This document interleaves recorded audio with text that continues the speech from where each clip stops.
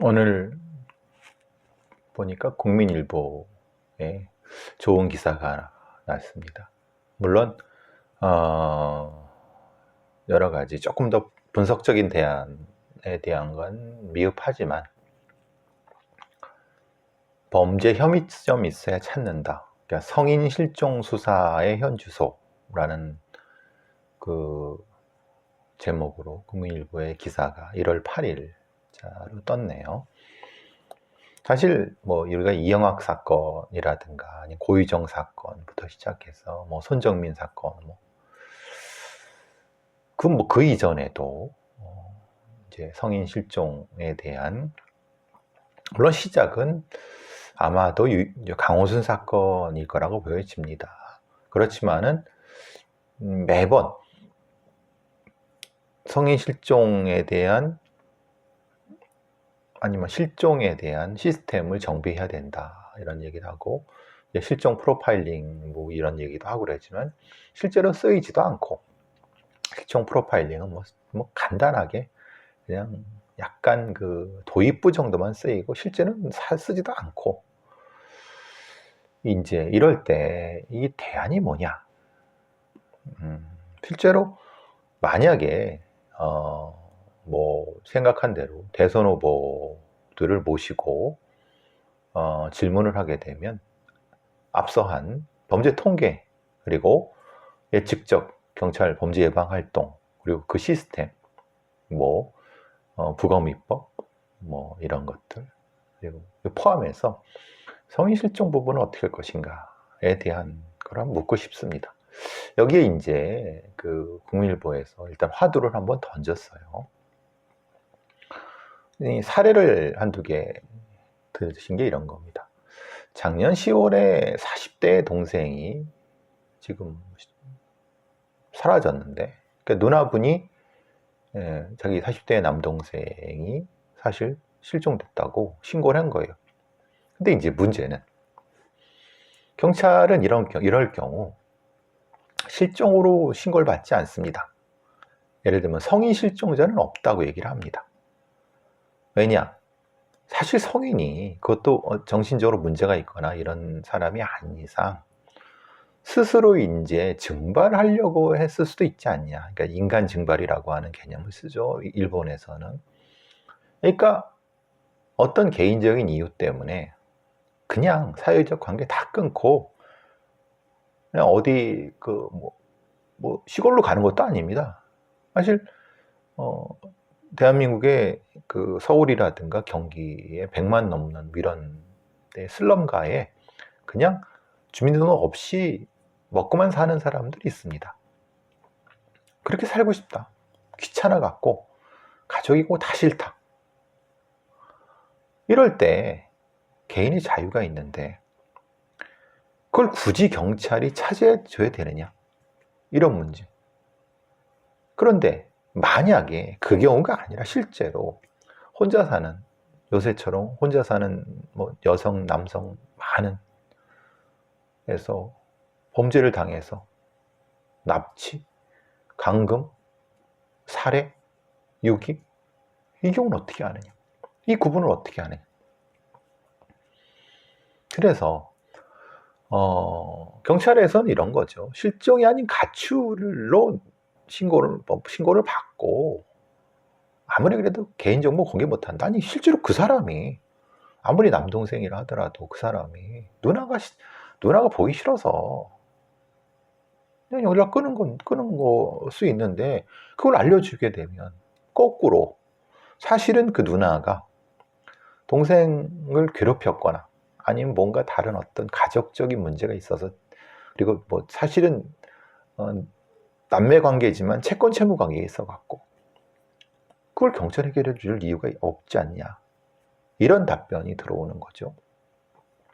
경찰청에 따르면은 2017년, 18년, 19년, 20, 21, 22 그러니까 대충 아니 19년이니까 한 5년 정도 작년 7월이니까 성인 실종 신고가 32만 2,826건인데 이 중에 이제 대부분은 거의 뭐 30만 2만은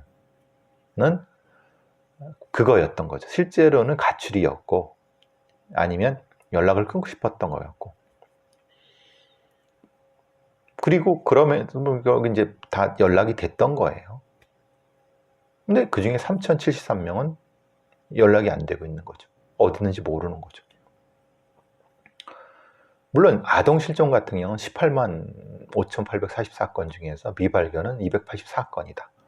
그러니까 아동 실종은 의미가 있죠. 왜냐하면 이건 자발적으로 나갔을 가능성이 적으니까 당연히 이거는 찾아야 되는 건데, 기억하실지 모르겠지만 포항의 간호사 윤모 씨 28세, 이 사건도 꽤 알려졌죠. 9개월째 행방이 묘연해요. 그러면은 거주지 인근 CCTV에 잡힌 게 마지막이에요. 그럼 이것에 대한 적어도 기본적인 실종 프로파일링이나 아니면 일종의 가이드라인은 필요하지 않느냐.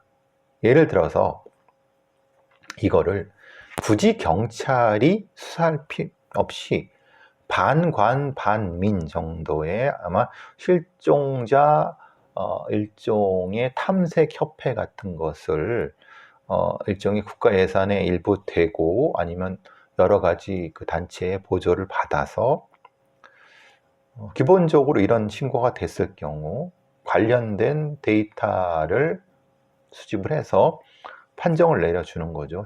이 사람의 A라는 사람의 실종이 접수가 됐는데 이 사람이 자발적인 실종적이 증발이거나 아니면은 뭐 가출일 수 있거나 아니면 범죄 가능성을 평가해 줄 수 있는 어떤 반관 반민의 기구를 만들고 거기에 따른 지표 점수에 따라서 평가를 해서 이건 진짜 문제가 있다. 그 포항의 간호사 윤씨 사건처럼 이거는 경찰 아니면 수사당국에 수사를 요청을 하고, 그렇지 않은 경우는 이제 유보 혹은 가족을 설득하거나 기다려보거나 하는 이런 정도의 것을 할 수 있지 않느냐. 근데 이제 경찰한테 이게 다 몰리니까, 즉 뭐 예를 들면 경찰한테 신고는 됐지. 왜 안 해줘? 경찰은 사실 이거 가출일 수 있는데 좀 기다려 봅시다. 막 이렇게 경찰에 대한 민원도 들어오고 애들 능력도 없고, 그러니까 이런 형태. 근데 물론 언론에 보도되는 건 예를 들어 마포 오피스텔 감금 살인 사건 같은 경우 이런 건 강제 사건이 의심이 되죠. 근데 그건 충분히 이런 반관 반민의 어떤 기구에서 판정할 수 있어요. 그러니까 그렇게 되면 적어도 99% 이상은 찾아낼 수 있거든요. 그러니까 말하자면 판정을 할 수 있죠. 이건 진짜 강력 사건이 위험된다. 아니야, 이건 단순 가출이다. 충분히 데이터가 우리가 모아져 있기 때문에 충분히 가능하거든요. 근데 그거를 지금 국회라든가 이런 데서 해줘야 되는 거죠. 안 해주니까 지금 경찰은 경찰대로 업무가 몰리고 가족들은 가족들대로 계속 민원을 넣고 그렇게 되는 거죠.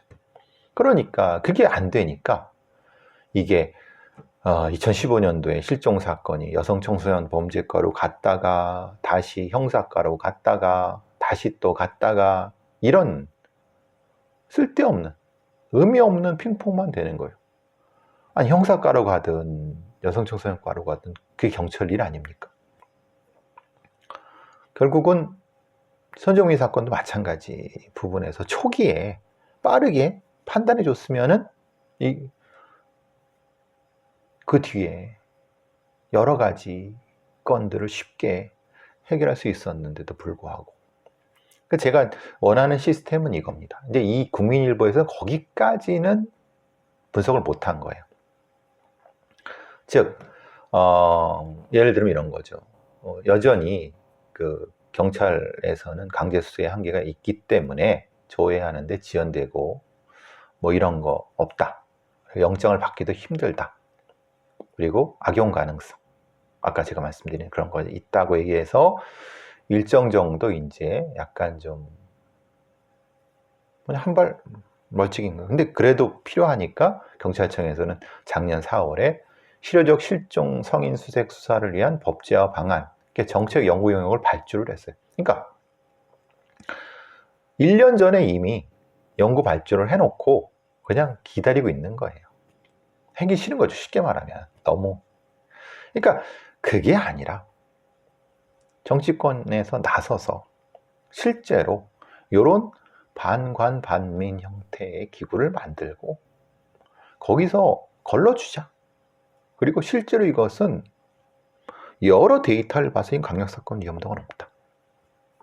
그런데 물론 이렇게 될 수도 있죠. 거기서 강력사건 위험도가 위험도가 낮은데도 불구하고 가족들이 매달리는 경우도 있죠. 그런 것도 분리를 해내면 되는 겁니다. 근데 이렇게 안 하니까 벌써 이런 실종 관련된 부분이 벌써 몇 년 전, 10년 전 이상부터 해왔는데 이제서야 이제 무슨 입법 모델 발굴이라든가 법률 제정을 도출하겠다는 거를 이지랄하고 있으니 경찰청 놈들도 참 답답한 놈들인 거고, 이제 여기 실종 아동 찾기 협회 대표 같은 경우는 실종 전담 수사팀을 꾸려달라라고 하는 거예요. 그러니까 저는 사실 이렇게 생각합니다.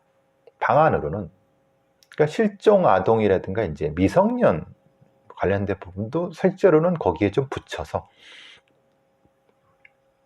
전문화를 시켜서 하고, 단 적어도 지방경찰청, 저희 말하는 광역경찰청이죠. 경찰청에 실종 전문 수사팀이 있어야 되는 건 맞다. 적어도 이건 한 팀이 아니라 적어도 한 2개의 팀 정도, 2개 수사, 1개 수사대 정도로 해놓고 전문적으로 그것만 해야 된다. 단 모든 걸 다 아는 것이 아니라 반관단민에 있는 것에서 걸러지는 것으로, 그리고 이 걸러지는 어떤 시스템은 당연하게도 제가 늘 주장했던 것처럼 국무총 질산하에 국가과학수사위원회 같은 데서 엄격하게 데이터를 관리해야 된다. 함부로 데이터의 수준을 낮추거나 높이지 못하게 해야 된다. 그래서 사실은 할 일이 많은 겁니다. 그러니까 이 경찰이 데이터에 대한 통제권을 경찰이나 수사기관이 가지고 있기 때문에 지들 마음대로 데이터를 위아래로 놀리니까 하기 싫은 건 데이터를 낮추고 하고자 하는 건 높이고, 그러니까 마음대로 하는 거죠.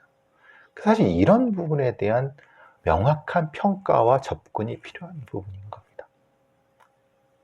그리고 전문화도 돼야 되는 거고. 이 얘기는 제 얘기가 아닙니다.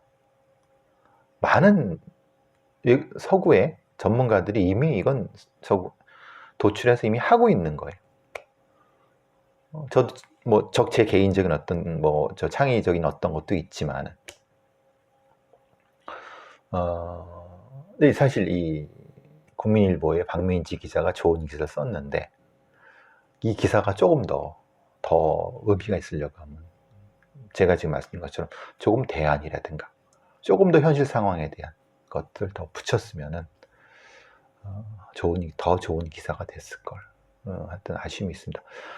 근데 이 기사는 사실은 제가 1년 전에도 보고 2년 전에도 본 거예요. 그러니까 기자들의 이 분석 수준이 늘어나질 않죠. 왜냐면 이 기자도 전문적으로 이것만 파는 애가 아니고, 그걸 하고 딴 데로 가니까 아이디어는 좋고 했는데 발전이 없는 거죠. 어쨌든 성인 실종 수사에 대한 시스템을 반드시 이제는 만들어야 됩니다. 언제까지 이렇게 헛지랄하고 있을 겁니까? 그냥 연구 정책 용역을 한다면, 이제 발주해서 결과도 안 나왔어요. 결과 나왔겠죠. 작년 4월에 했으면은 회기 연도가 넘어섰는데 나왔죠.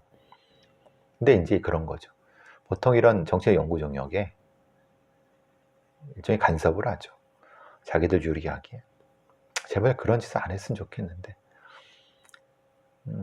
치안처리 연구소 같은 데서 사실 그런 나쁜 짓을 안 했으면 좋겠습니다. 많은 어떤 성인 실종에 대한 얘기를 또 나중에 한번 다시 얘기할 때가 있을 겁니다. 이 경찰의 이 범죄 통계를 예전에는 1년 단위로 했는데 작년부터 이제 분기 단위로 작년 말부터 그러니까 작년 4, 4분기의 범죄 통계를 요번에 냈나 봐. 1월이니까 작년 12월까지겠죠. 37만 7,324건. 그래서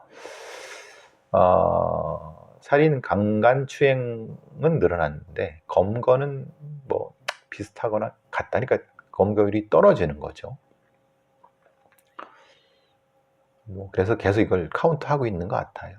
근데 제가 늘 말씀드리는 것처럼 이게 중요한 게 아니다. 건수를 카운트해봤자 무슨 의미가 있느냐. 이게 진짜 사건에 대한 제대로 된 분석이 되지 않으면은 지금 하고 있는 건 다 헛짓거리다. 뭐 이제는 입도 아파갖고 이런 거 떠들게. 어쨌든 대체적 흐름은 알 수 있죠. 경찰청에 가면 범죄 통계 데이터가 있습니다. 뭐 성별로도 있고 뭐 지역별로도 있고 다 있습니다. 그래서 다른 사건으로 가시죠. 제가 사실 가장 다른 건도 마찬가지인데 가장 많이 분개하는 그 범죄이거나 아니면 사회적인 어떤 나쁜 짓은 이런 거죠. 주가 조작, 횡령, 아니면 합법을 가장한 어떤 예를 들면 그 일감 몰아주기 같은 자본시장법 같은데 그래서 이제 주가 뻥튀기 해갖고 개미들 뒤통수 치고 그 카카오 그놈 뭐죠? 카카오페이의 그 사장놈도 분할을 한 뒤에 팔아갖고 그런 나쁜 짓을 하는 놈들도 있습니다. 한둘이 아닌 거죠. 그러니까 사실 우리나라에 보다 더 전문화되고 보다 더 범죄라든가 이런 거에 확충돼야 될 영역은 살인이라든가 아니면 이런 범죄가 아닙니다. 사실은 그거보다는 경제범죄, 예를 들면 주가 조작, 사기, 그것도 기업 그리고 힘 있는 자들에 의한 이런 특히 주식 그리고 코인 이런 것들이 있어요. 또 펀드 이런 전문적인 수사 역량이 필요한 세금 관련된 거, 탈세 이런 실제로 필요한 수사 역량은 거기에 있습니다. 거기에 상당히 많은 전문적 수사관들이 전문적인 관리가 있어요. 그러니까 수사관만 필요한 게 관리가 필요한 거죠. 왜냐? 우리나라에 이재명이라는 사람이 주가 5,000포인트 시대를 열겠다고 하는데 웃기는 소리죠. 그리고 자기도 그게 왜 안 되는지도 알죠. 왜? 너무 불투명해요. 그러니까 한국의 주식시장에 큰 손들, 기관들 이런 애들은 돈 벌지만 개미들이 돈 버는 경우 봤습니까? 아주 드물죠. 아주 그냥 작은 가능성. 그러니까 누가 거기에 투자를 하려고 합니까? 투자를 해도 단타 매매. 빠르게 먹고 빠르게 튀려고 해다. 그러다가 잡혀먹히는. 한국의 자본주의가 지금보다 업그레이드. 지금 3천 왔다 갔다 하는데 이거에 더블 치려고 하면은 투명해야 돼. 투명하려고 하면 소위 말하는 힘이 있는 자들. 재벌이라든가 아니면 이런 대주주 이런 놈들에 대한 범죄. 이런 주식 범죄, 주가 범죄. 여기 말하는 물적 분할 같은 거. 나쁜 짓들 많이 하죠. 이런 것들은 경찰, 금융위원회, 금융감독위원회 이런 데 제대로 하지도 않아요. 그러니까 한국의 자본주의가 제대로 성장할 수 있겠습니까? 이제서야 뭐 더불어민주당이나 국민의힘에서 뭐 공정 얘기하니까 후끈 달아갖고 이제 뭘 한다고 하지만 이미 어떤 대표 소송이라든가 단체 소송이라든가 집단 소송이라든가 아니면 징벌적 손해배상이라든가 진짜 자본주의의 건강성을 지킬 수 있는 많은 방안에 대해서 고민하지 않고 그냥 가진 자들의 먹잇감이 되니까 일반 국민들, 서민들은 어디로 갑니까? 부동산 시장으로 가고 코인 시장으로 가는 거죠. 투기, 부동산 투기를 근절하려고 하면은 부동산 투기를 자체를 잡는 것도 중요하지만 건전하게 자본시장을 육성해서 거기서 적절한 돈을 벌 수 있게끔 해주면은 상당 부분 일확천금을 꿈꾸는 부동산 투기 시장으로 가는 그런 수요들은 줄어들 수 있을 거라고 봅니다. 물론 당연하게도 부동산 투기 세력도 막아야 되고 그것도 당연히 막아야 되지만 얼마나 나쁜 짓들을 많이 합니까? 소위 말하는 재벌놈들이라든가 아니면 이 가진 자들이 검은 손에서 너무나도 불투명한 자본시장, 그 펀드, 쭉 보세요. 대장동 사건 보세요. 뭐 이것이 연결된 펀드 시장부터 시작해. 이런 자본주의 시스템에서 공정과 정의를 바라는 건 웃긴 소리죠. 윤석열이가 무슨 지가 공정 경제, 근데 실제로 중요한 건 그런 시장에서의 공정 경쟁을 할 수 있게끔 제도를 만들어야 되는 거. 그런 얘기 안 하면은 그냥 지가 무슨 특수부 검사 출신에서 뭐 힘있는 자 두들겨 잡았다는데 정작 주식시장이나 이런 재벌들을 이런 분에서 그걸 잡은 적이 있느냐, 이런 공정은 어떻게 할 거냐, 거기에는 답을 내놔야죠. 적어도 야당의 유력한 대선 주자라고 하면은. 어쨌든 지금 너무나도 안타깝습니다.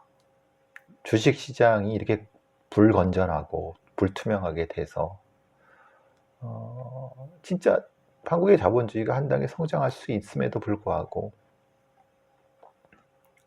저부터도 주식시장에 들어가는 게 꺼려져요. 왜? 불투명하잖아요. 어떤 새끼가 그 처먹고 튈지 어떻게 알아요? 주가.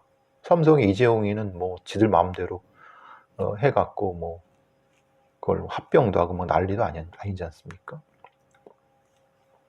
그런 이것이 건전하게 되지 않는 한 쉽지 않죠. 일단 그런 생각을 해봤습니다. 또 하나가 이제 지금 나온 게 뭐라 그래? 법무부에서 수용자 반복 조사, 이게 이제 한명숙 사건에 대한 후속 조치죠. 뭔지 아시죠? 그러니까 이제 어떤 증인한테 거짓으로 증언을 훈련시킨 거죠. 너 한명숙한테 또 누가 돈 받았다고 거기 빵에서 들은 거 증언해야 돼. 안 해? 별건으로 조지고 막. 검사들은 그렇게 할 수 있어요. 실제로 그런 사례는 지금 여러 보고되고 있어요. 왜? 지금 죽이고 싶은 놈이 있는데, 잡고 싶은 놈이 있는데 증거가 없어. 그래서 증거를 만들어야 돼. 증거 중에 최고는 증언이거든요. 증언은 그냥 누구 데려다가 그냥 야, 너 이거 외워. 법정에서 내가 물어봤더니 그대로 대답해. 한명숙이 돈 받았다고 누가 얘기한 걸 들었어요. 이걸 또 판사놈들이 그대로 또 인정해 주네. 이런 개판인 재판을.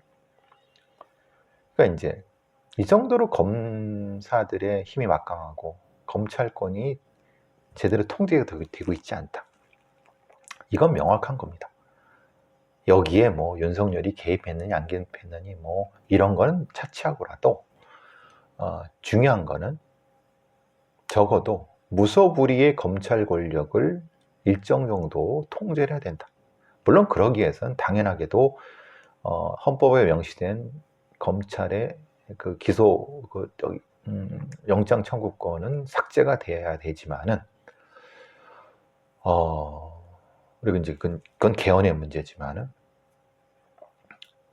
그렇지 않고라도 다양한 방식으로 검사의 이런 정당한 사유 없이 재소자, 수용자를 압박해서 증언을 만들어내는 이런 식은 내부 감찰이라든가 아니면 관리 감독이 확실히 돼야 된다. 그렇지 않고는 사법에 대한 신뢰가 없다. 아직 그게 문제인 거죠. 이번에 법무부에서 이것을 좀 하려고 하는데 제대로 될지 모르겠어요. 걱정입니다, 이것도. 지금 누가 대통령이 되건 지금 불완전한 형태의 검경 수사권이라든가 검찰에 대한 기소권 통제 이런 것은 많이 나와야 되는데 아직 안 나온 것 같아요. 그 얘기도 다시 한번 해보시죠. 자, 오늘은 요거는 두 번째 여기까지 하도록 하겠습니다. 짧게 하니까 저도 목이 안 아프고 좋으네요. 자, 오늘은 여기까지.